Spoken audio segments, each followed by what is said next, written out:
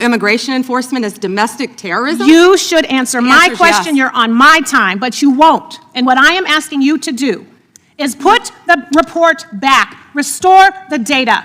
Stop scrubbing important data from your website. Stop taking down reports that you know the American people need to know about. There are violent, dangerous people out here with real threats, and the dishonesty from your agency comes from the covering up of these threats that could hurt American people and put our lives at rest. Okay, Attorney General Pam Bondi said it out loud. Words that reflect the reality of the United States today. Day after day, in the name of immigration policy, bullets are fired on American streets and innocent lives are lost. On this very issue, inside Congress, Sydney Kamalgare shut Pam Bondi down. The debate escalated fast, so intense that the chairman had to step in and bring the hearing under control.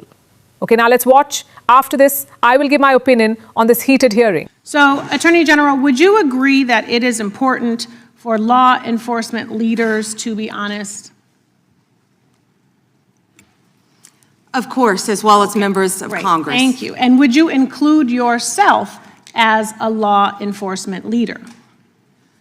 Of course. Okay, thank you. Thank you. You know, President Trump has also, he has referred to himself as the chief law enforcement officer of this country. So do you believe that President Trump is honest? He is the commander-in-chief of the United States of America, and not only is he keeping this country safe, he is keeping this world safe. It's a simple question, which you didn't answer. Of course I do. He is the commander-in-chief. Last June, Minnesota lawmaker Melissa Hortman, her husband Mark, and their dog were brutally murdered in their home. And your USA's office in Minnesota investigated this crime and obtained a 6-count indictment of the murder suspect, stating that he had intent to kill, injury, harass, and intimidate Minnesota legislators. And I have the copy right here. I read through it. Yet a few weeks ago, President Trump suggested publicly that Minnesota Governor Tim Walz was behind these murders, posting on his Truth Social account a video raising this conspiracy theory. And it wasn't true. And you know it wasn't true, or else you would not have brought an indictment against the subject. Do you know what else Trump has said? He has said he has cut gas prices by 1,400%. False. That he won the 2020 election. Actually, gas is down to $1.99 a gallon, thanks to President Trump. That he didn't know Epstein. Maybe $5 in California. It's my time, Mr. Chair. That he sent water to LA during the wildfires. False. That Governor Westmore of Maryland called him the greatest president of his lifetime. False. So many tales, too many to keep up. But I want to go back to what he said about Tim Walz. Do you agree that President Trump undermined public trust in law enforcement by suggesting that Governor Walz was involved in the Hortman murders? I am not familiar with that statement. Well, that is a disappointing response, and it is also why your office and Donald Trump have zero credibility, because I know, and you know, it was a right-wing extremist who murdered the Hortmans. And you and the president are being dishonest with the American people. Last fall, after the horrific shooting of Charlie Kirk, President Trump was asked if there were extremists on both the left and the right. And his exact words were, "I'll tell you something that's going to get me in trouble, but I couldn't care less. The radicals on the right oftentimes are radical because they don't want to see crime. The radicals on the left are the problem, and they're vicious, and they're horrible, and they're politically savvy." Do you agree with this statement? You're taking too long, Madam Attorney General. But you know the answer, because your own department has addressed the question. In 24, the DOJ's research arm issued a report on domestic terrorism, stating that the number of far-right attacks continues to outpace all other types of terrorism and domestic violence extremists. The DOJ published the report, and after the president made those comments, the DOJ took the report down. And I sent you a letter asking you a simple question. Why did the Justice Department remove the data that shows right-wing extremists have killed more innocent people than left right-wing extremists. Did you refer to immigration enforcement as domestic terrorism? You should answer my question. Yes. You're on my time, but you won't. And what I am asking you to do is put the report back, restore the data. Stop scrubbing important data from your website. Stop taking down reports that you know the American people need to know about. There are violent, dangerous people out here with real threats, and the dishonesty from your agency comes from the covering up of these threats that could hurt American people and put our lives at rest. Do better. And with that, I yield back, Ms. Attorney General Pam Bondi came into this hearing prepared to give clear answers. But again and again, she was pressed on the very questions she tried to avoid.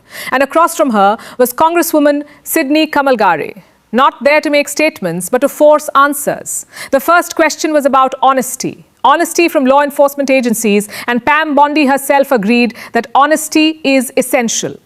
That moment went on the record, because once you accept that role as a law enforcement leader, accountability comes with it. The discussion then moved to statements made by the president. And that is where the tone of the hearing shifted. The murder in Minnesota was raised, a case involving the killing of a state lawmaker, her husband, and even their family dog. In that case, under Pam Bondi's authority, the U.S. Attorney's Office filed a 6-count indictment. The record was clear: intent, intimidation, targeting elected officials. And yet, despite that record, the president publicly suggested that an elected governor may have been involved. That is where Sydney Kamalgare pressed the question. If the investigation showed otherwise, why was that statement made at all? Pam Bondi responded by saying she was not familiar with the statement. And that is where credibility came into question. Because when the head of the Justice Department claims not to know about a public statement made by the President of the United States, it does not sound like a lack of information. It sounds like avoidance. Sydney Kamalgare did not let it go. She said plainly that this is exactly why public trust is breaking down. The hearing then moved to the issue that pushed the exchange to its breaking point: domestic violent extremism. The Justice Department's own research arm has published reports on this issue for years. Arrests, prosecutions, homicide cases, the data exists. Those reports were based on government records, and they were made public. But the question raised was simple. After certain public comments were made, why were those reports and data sets removed from the Justice Department's website?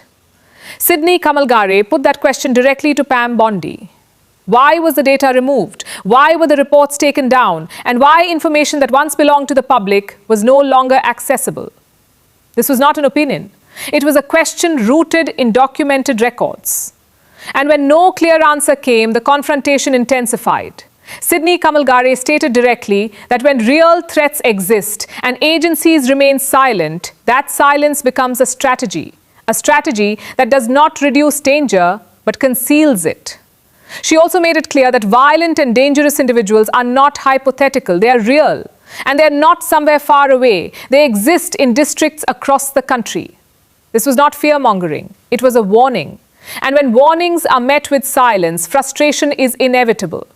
The hearing became so heated that the chairman was forced to intervene. Voices were raised, answers remained incomplete, and the questions stayed on the record. Throughout this exchange, one point became increasingly clear. This was not about who was right or wrong. It was about whether the public is being given full information. And when information is withheld, trust erodes. Pam Bondi's repeated deflections and Sydney Kamalgare's direct questioning served as a reminder that those in power are expected to provide more than authority. They are expected to provide honesty. This hearing will be remembered because the questions were not softened. They were asked directly, and they were grounded in the record. And because some of those questions remain unanswered. In today's American politics, the most dangerous thing is not a lie. The most dangerous thing is selective silence. And in this hearing, that silence spoke the loudest. If you want hearings like this, record-based questions, and moments where power is confronted directly, delivered without distortion, then subscribe to this channel, because here the focus is not noise, it is the record.